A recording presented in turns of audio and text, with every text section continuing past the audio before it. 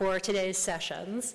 As you heard last night from Jeff, the topic for the symposium is reassessing the effectiveness and transmission of monetary policy. So it's a super important topic, particularly right now. And we've got some great papers lined up for this morning. We've got 2 papers, and we also have a panel lined up for that. But before we get to any of that, I am delighted to say that we have Federal Reserve Chair Jay Powell here to deliver opening remarks. So with that, let me welcome Jay Powell to the podium.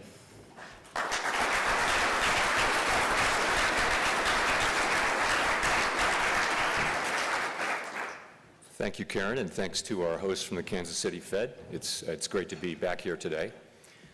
4.5 years after COVID-19's arrival, the worst of the pandemic-related economic distortions are fading.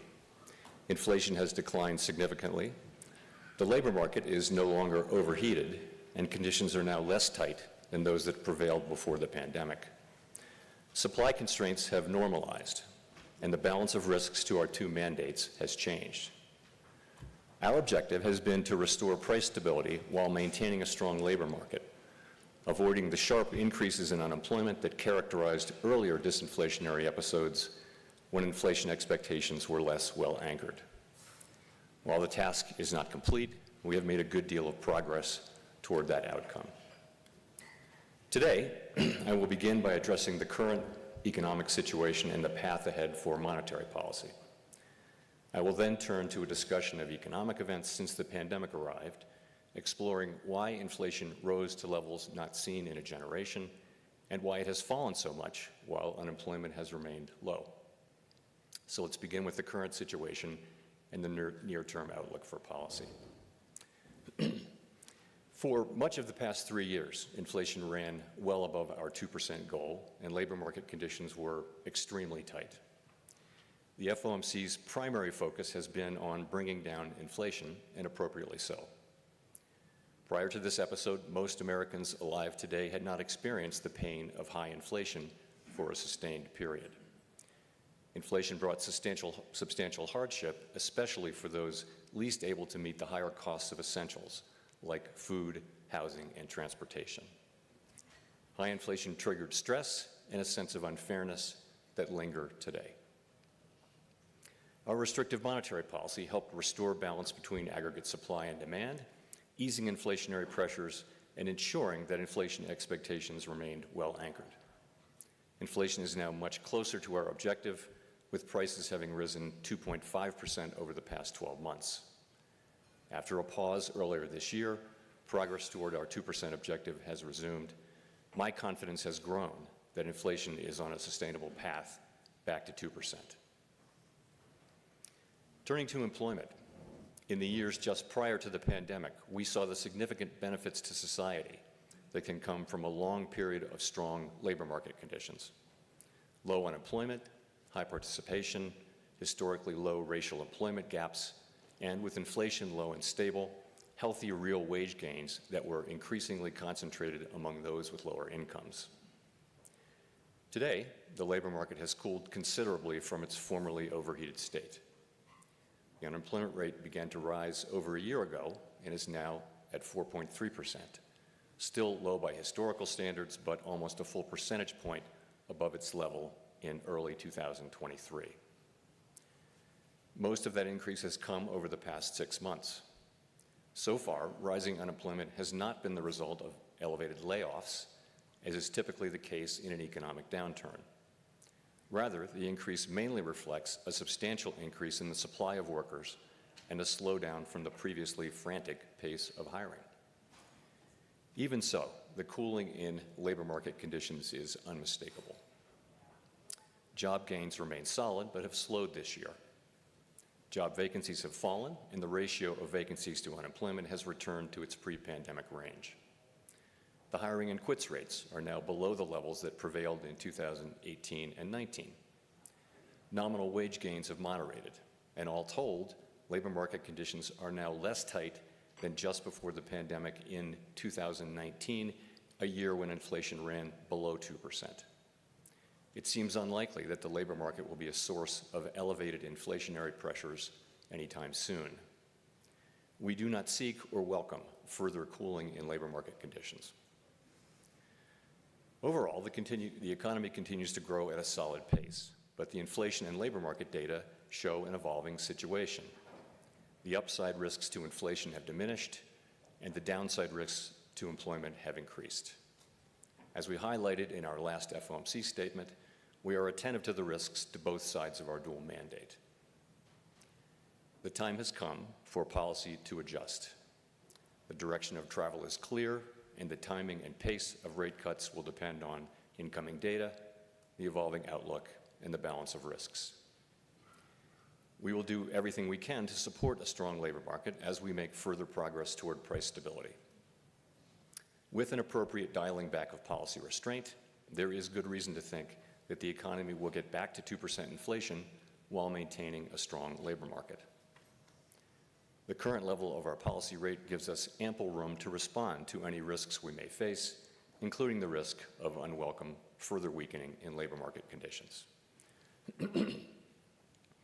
So let's now turn to the questions of why inflation rose and why it has fallen so significantly even as unemployment has remained low. There's a growing body of research on these questions, including Gowdy Eggerson's work, which we'll shortly discuss, and this is a good time for this discussion. It is, of course, too soon to make definitive assessments. This period will be analyzed and debated long after we are all gone. The arrival of the COVID-19 pandemic led quickly to shutdowns in economies around the world. It was a time of radical uncertainty and severe downside risks. As so often happens in times of crisis, Americans adapted and innovated. Governments responded with extraordinary force, especially in the United States. Congress unanimously passed the CARES Act. At the Fed, we used our powers to an unprecedented extent to stabilize the financial system and help stave off an economic depression.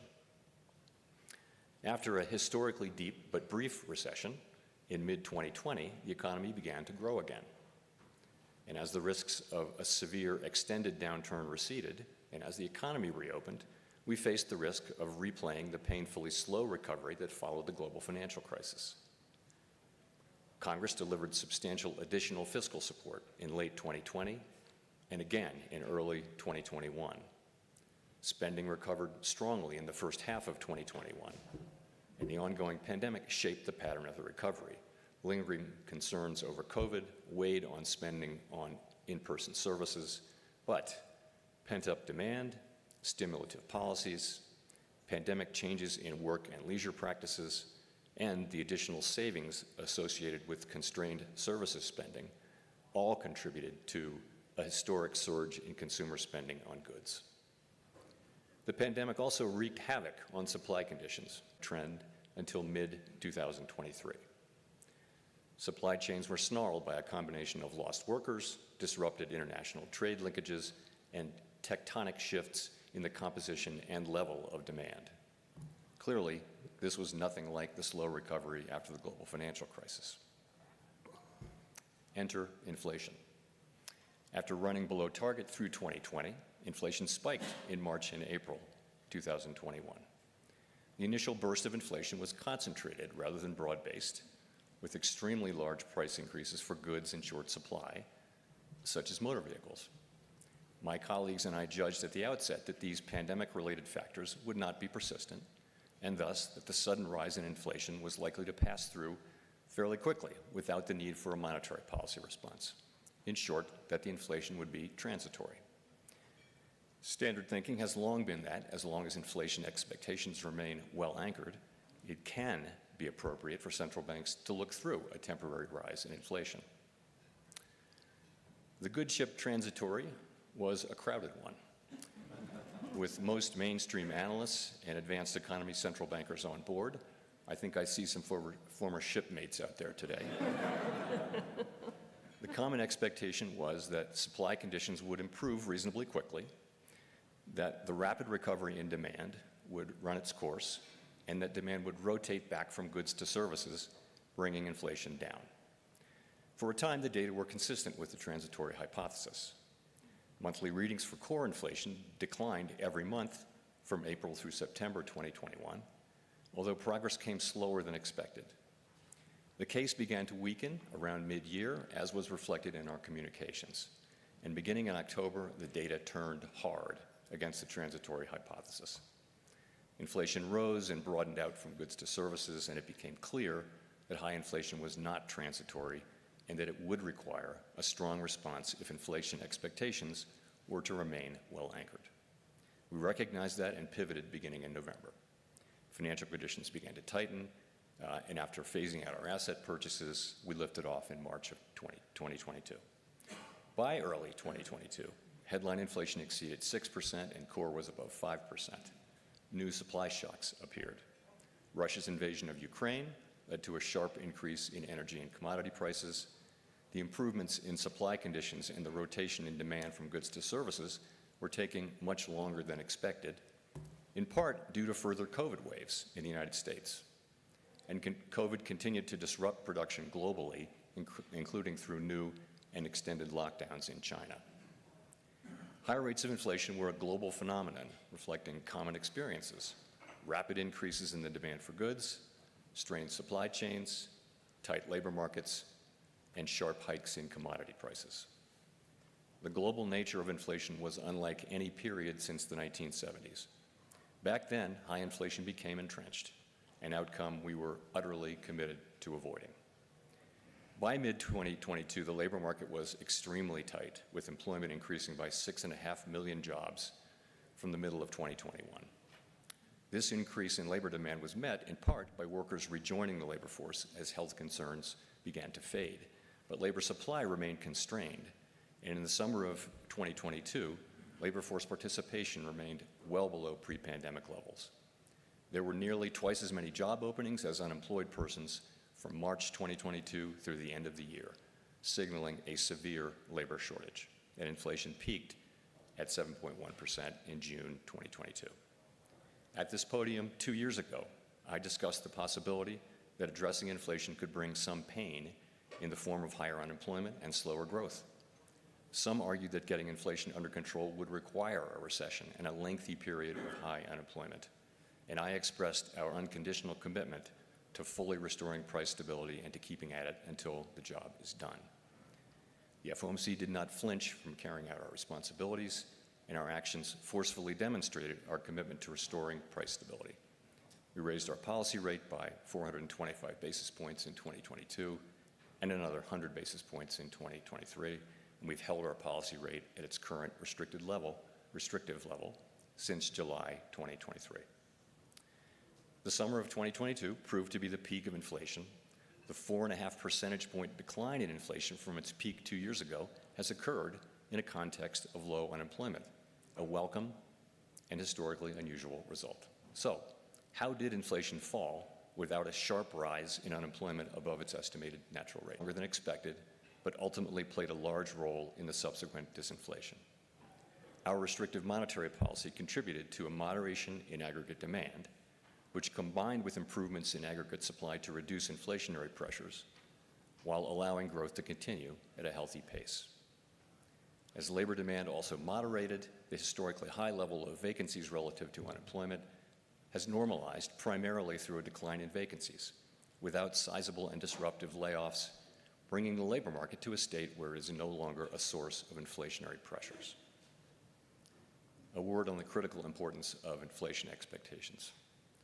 Standard economic models have long reflected the view that inflation will return to its objective when product and labor markets are balanced without the need for economic slack, so long as inflation expectations are anchored at our objective. That's what the model said. But the stability of longer-run inflation expectations since the 2000s had not been tested by a persistent burst of high inflation. It was far from assured that the inflation anchor would hold. Concerns over de-anchoring contributed to the view that disinflation would require slack in the economy and specifically in the labor market. An important takeaway from recent experience is that anchored inflation expectations, reinforced by vigorous central bank actions, can facilitate disinflation without the need for slack. This narrative attributes much of the increase in inflation to an extraordinary collision between overheated and temporarily distorted demand and constrained supply. While researchers differ in their approaches and to some extent in their conclusions, a consensus seems to be emerging, which I see as attributing most of the rise in inflation to this collision. All told, the healing from pandemic distortions, our efforts to moderate aggregate demand, and the anchoring of expectations have worked together to put inflation on what increasingly appears to be a sustainable path to our 2% objective. Disinflation while preserving labor market strength is only possible with anchored inflation expectations, which reflect the public's confidence that the central bank will bring about 2% inflation over time. That confidence has been built over decades and reinforced by our actions. That is my assessment of events. Your mileage may differ. So let me wrap up by emphasizing that the pandemic economy has proved to be unlike any other, and that there remains much to be learned from this extraordinary period. Our statement on longer-run goals and monetary policy strategy emphasizes our commitment to reviewing our principles and making appropriate adjustments through a thorough public review every 5 years. As we begin this process later this year, we will be open to criticism and new ideas while preserving the strengths of our framework. The limits of our knowledge, so clearly evident during the pandemic, demand humility and a questioning spirit focused on learning lessons from the past and applying them flexibly to our current challenges. Thank you.